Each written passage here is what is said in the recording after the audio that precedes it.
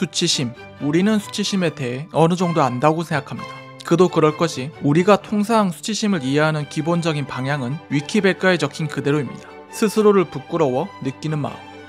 그런데 이 수치심은 진짜 갖기 힘든 감정입니다. 쉽게 생기는 그런 감정이 아닙니다. 니체적인 의미에서는 더욱더 그렇습니다. 이를테면 니체에게 있어 수치심은 고뇌하고 고통받는 타자를 볼 때 발생합니다. 자르스트라는 이렇게 말했다 해서 이렇게 적고 있습니다. 고결한 자들은 그들 자신에게 고뇌하고 있는 모든 사람들 앞에서 수치심을 느끼도록 명령한다. 그러니까 내가 뭘 잘못해서 발동하는 게 아닙니다. 일단 이것부터 쉽지 않죠? 왜냐하면 부끄러움은 실수랑 밀접히 관련된 감정이라서 그렇습니다. 좀 더 풀어보겠습니다.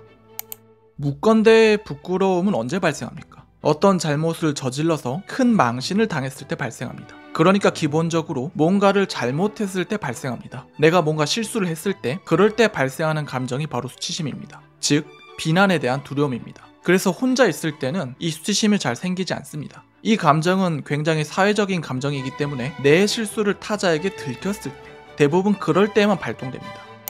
그리고 타자의 시선은 그게 도덕성이건 절제력이건 혹은 다른 능력이건 간에 만약 내가 그 능력을 온전히 다 발휘했더라면 그랬더라면 실패하지 않았을 텐데 뭐 대충 이런 식의 생각이 들도록 만듭니다.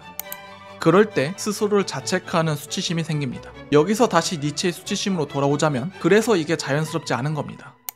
타자의 고통에서 내가 수치심을 느낀다? 아니, 이 상황은 내가 뭘 잘못한 게 아니지 않습니까? 그런데 왜 수치심을 느끼겠습니까? 통상적으로, 그러니까 감정적으로 훈련되지 않은 호모사피엔스는 여기서 수치심을 느끼기 힘듭니다. 아니, 반복컨대 내가 잘못한 게 아니잖아요.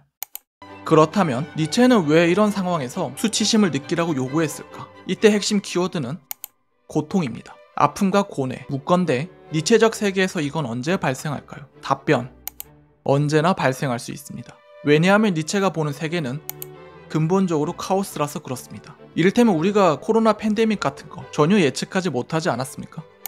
테슬라 폭등 그리고 폭락, 이걸 말끔하게 예측하신 분 계세요? 아무리 체계가 정교하고 정보가 많아도 광기와 우연의 몫은 언제나 존재합니다. 이게 바로 니체가 바라보는 세계입니다. 일상이 갖는 관성을 무시하는 건 아닌데 그럼에도 그것이 절대적이라고는 절대적으로 믿지 않습니다. 따라서 고통은, 그러니까 내가 알던 세계가 무너질 때 발생하는 절망은 언제라도 발생할 수 있습니다. 그래서 고통받는 타자를 볼 때 발생하는 마음, 그러니까 나는 잘못하지 않았고 그래서 고통받지도 않고 있다는 이런 식의 안도감은 위험합니다. 왜냐? 그런 마음을 가질 때 나도 모르게 나를 카오스로부터 분리할 수 있기 때문입니다. 얼마든지 저 타자를 덮친 불행이 나에게도 찾아올 수 있음에도 이걸 망각하는 거죠. 사실은 남 일이 아닌데 내가 지금 평안한 것은 그냥 운이 좋았을 뿐인데도 이걸 부정하는 것입니다. 그러면서 내가 발딛고 있는 토대는 카오스가 아니라 코스모스라거나 혹은 나는 내 능력으로 저 카오스를 길들였다고 이런 식의 터무니없는 과대망상에 사로잡히기 쉽습니다. 그런데 니체는 이걸 부정합니다. 이전 영상에서도 말했듯 인간은 카오스를 길들일 수 없습니다. 이게 니체가 세계를 받아들이는 근본적인 접근입니다. 카오스 그 자체를 직접 보면 미치거나 혹은 자살합니다. 그래서 고통받는 타자를 보면서 느끼는 안도감이나 혹은 비난, 그러니까 너는 능력이 부족해서 그런 꼴을 당했다는 식의 마인드는 진짜 한심한 겁니다. 왜냐하면 반복컨대 카오스는 인간 능력으로 극복이 불가능하기 때문입니다. 그래서 이런 식의 비난은 비난의 형식을 빌려서 나는 마치 이 불가야한 세계의 예외라고 혼자서 그렇게 믿게 만들어주는 일종의 의뢰 행위에 불과합니다. 헛된 거죠.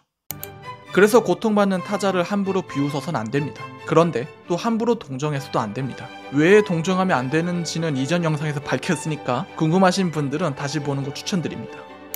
아무튼 그래서 타자를 함부로 비웃어서는 안 됩니다. 그럼 뭘 느껴야 하냐? 여기서 니체가 제시하는 바는 수치심입니다.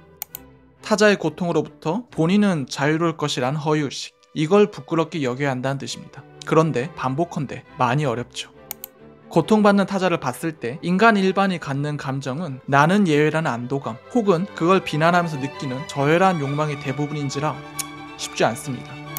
그리고 앞서 말했듯 부끄러움은 타자에게 들켰을 때 발생하는 감정인지라 니체적 주체는 이거를 역전시켜야만 합니다. 지금 저 헛된 망상을 발견한 사람은, 그리고 발견할 수 있는 유일한 사람은 바로 자기 자신이기 때문입니다.